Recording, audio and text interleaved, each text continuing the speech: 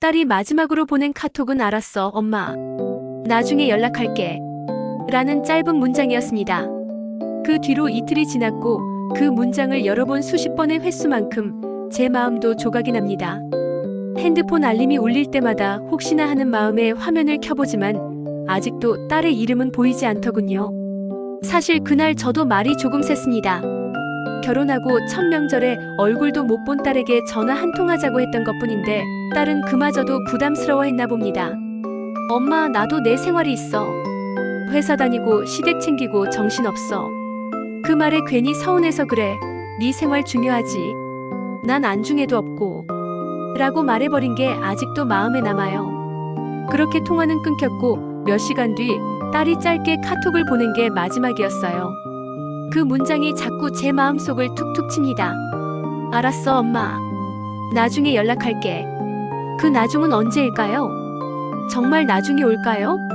사실 딸이 결혼하고부터 자꾸 멀어진다는 느낌이 들었습니다. 밥도 자주 못 먹고 생일도 카톡 하나로 지나가고 목소리는 전화보다 뉴스에서 더 자주 듣는 기분이에요. 하지만 그럴 때마다 그래, 그럴 수도 있지라고 넘겨보려 했습니다. 자식 키우는 게 원래 그런 거라고 다들 말하니까요. 그러다 문득 이런 생각이 들었습니다. 내가 너무 집착하는 걸까? 내가 너무 외로워서 괜히 서운함을 딸한테 푸는 건 아닐까? 그런데요, 정말 묻고 싶어요. 자식에게 서운한 마음조차 들면 안 되는 건가요? 엄마라는 이유로 기대하면 안 되는 건가요? 어떤 날은 딸에게 전화를 걸어볼까 하다가도 혹시나 또 바빠, 이따 전화할게라는 말이 들릴까 무서워서 다시 핸드폰을 내려놓습니다. 어떤 날은 괜히 SNS를 들여다보며 딸이 뭘 먹었는지, 어디 갔는지를 훔쳐보듯 바라봅니다. 그럴수록 나는 점점 더 작아지고 더 초라해지더군요.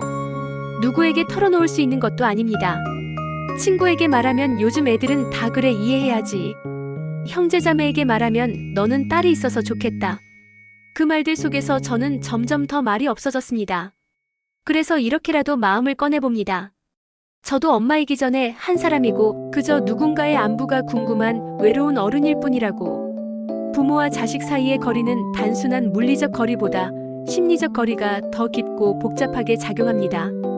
특히 자식이 결혼하고 새로운 가정을 꾸리게 되면 부모는 자연스럽게 이제 나는 주변인이 된 걸까?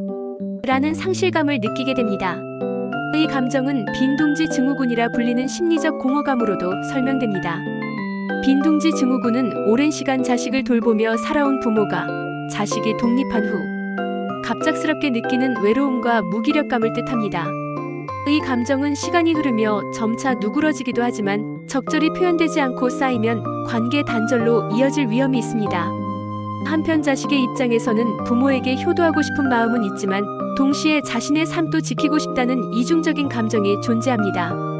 특히 요즘 세대는 자기관리 경계 세우기를 중요시하며 부모와의 관계에서도 심리적 독립을 강조합니다.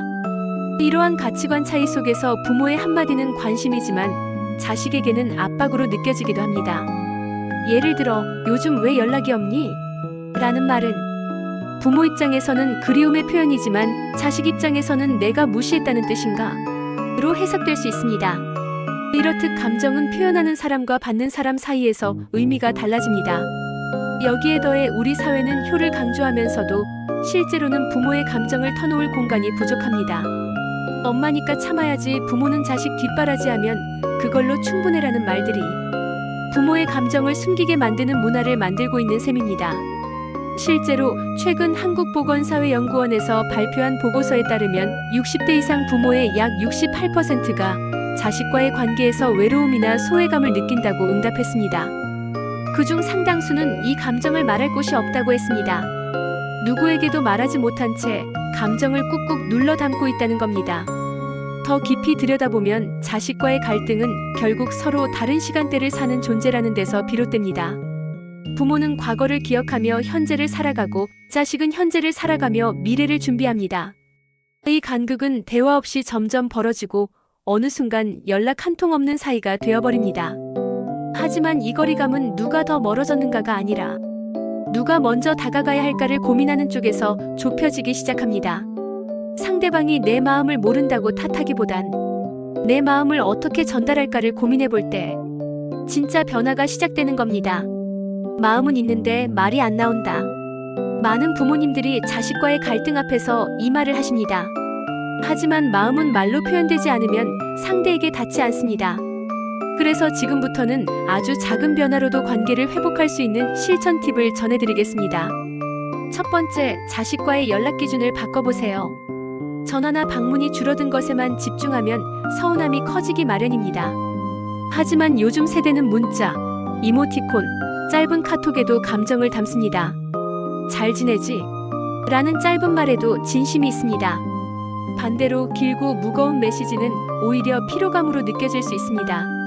부담 없이 자주 짧게 안부를 묻는 스타일이 자녀 세대에 더 잘 맞습니다. 두 번째, 말투를 바꿔보세요. 왜 연락이 없니?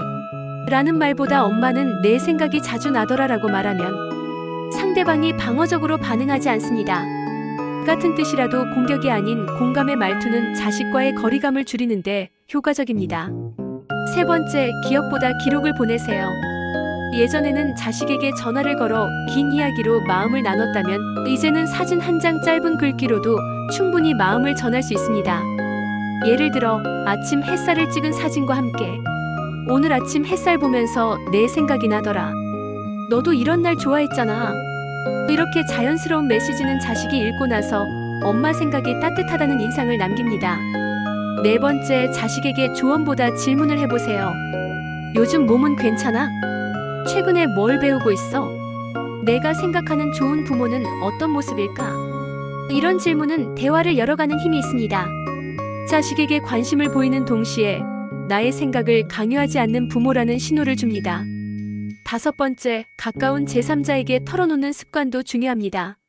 혼자 끌어안고 있으면 오해는 깊어지고 감정은 왜곡되기 쉽습니다. 가까운 친구, 자조 모임 혹은 마음 상담 서비스 등을 통해 내 감정을 정리하고 가볍게 만드는 연습도 필요합니다. 그리고 마지막으로 완벽한 부모가 아니라 솔직한 사람이 되는 것이 관계 회복의 시작입니다. 자식에게도 이렇게 말해보세요. 엄마도 엄마가 처음이라 잘 모르겠을 때가 많아. 하지만 너랑은 계속 이야기하고 싶어. 이 한마디는 자식의 마음을 무장해 제시킵니다. 부모도 완벽하지 않다는 고백은 자식에게 부담이 아닌 연결을 만들어줍니다. 그리고 무엇보다 중요한 건 내가 먼저 다가간다고 해서 지는 게 아니라는 사실입니다. 먼저 손 내미는 사람이 약한 게 아닙니다. 그 사람 덕분에 관계가 이어지는 겁니다. 가족이라는 이유로 말하지 않아도 이해할 거라고 믿었던 시간들이 어쩌면 관계를 더 멀어지게 만든 건 아닐까요? 내가 낳은 자식인데 설마 내 마음 모르겠어? 그 마음은 당연합니다. 하지만 요즘 자식들은 그 당연함보다 표현된 진심을 더 중요하게 생각합니다. 사람의 관계는 살아있는 생물과 같아서 한번 방치하면 다시 돌아오기가 어렵습니다. 그러니 너무 늦기 전에 작은 말 한마디, 짧은 안부 한 줄이라도 먼저 건네보는 용기가 필요합니다. 딸아, 너를 기다리는 건 당연한 일이 아니야. 내 마음을 꺼내는 것도 용기가 필요했단다. 그걸 알아줬으면 좋겠어. 이 말 한마디가 어쩌면 딸에게는 엄마도 힘들었구나, 엄마도 사람이구나, 그렇게 다가오는 진심일 수 있습니다. 누군가는 말합니다. 부모는 자식을 이해해야지 기대하면 안 된다고. 하지만 저는 그렇게 말하고 싶지 않습니다. 기대하는 것도 사랑입니다. 그 사랑이 때로는 서운함으로, 외로움으로 나타나는 것이지 그 자체가 잘못된 건 아닙니다. 다만 그 감정을 어떻게 전달하느냐, 어떤 말투로, 어떤 태도로 다가가느냐에 따라 서운함은 싸움이 되기도 하고 반대로 공감과 화해의 시작이 되기도 합니다. 그리고 잊지 마세요. 당신은 부모이기 전에 외로움을 느끼는 하나의 사람이라는 걸요. 그 감정을 부끄러워하지 마세요. 당신이 느끼는 감정은 잘못되지 않았고 당신의 마음을 들여다보는 이 영상은 당신을 위해 만들어졌습니다. 혹시라도 이 영상을 보고 있는 따님, 아드님이 계시다면 꼭 말씀드리고 싶습니다. 당신의 부모님도 누군가의 딸이자 아들이었고 지금은 사랑받고 싶고 잊히고 싶지 않은 마음으로 하루하루를 버텨내고 있다는 걸요. 지금 바로 부모님께 짧은 안부 한 줄만 보내보세요. 그 한 줄이 부모님의 오늘 하루를 따뜻하게 바꿔줄지도 모릅니다. 이 영상이 당신의 마음에 작은 용기 하나라도 건넬 수 있었다면 구독, 좋아요 부탁드려요. 영상을 제작하는데 큰 힘이 되고 그걸로 충분합니다. 우리는 모두 사랑하고 싶은 사람들입니다. 그리고 그 사랑은 지금도 늦지 않았습니다.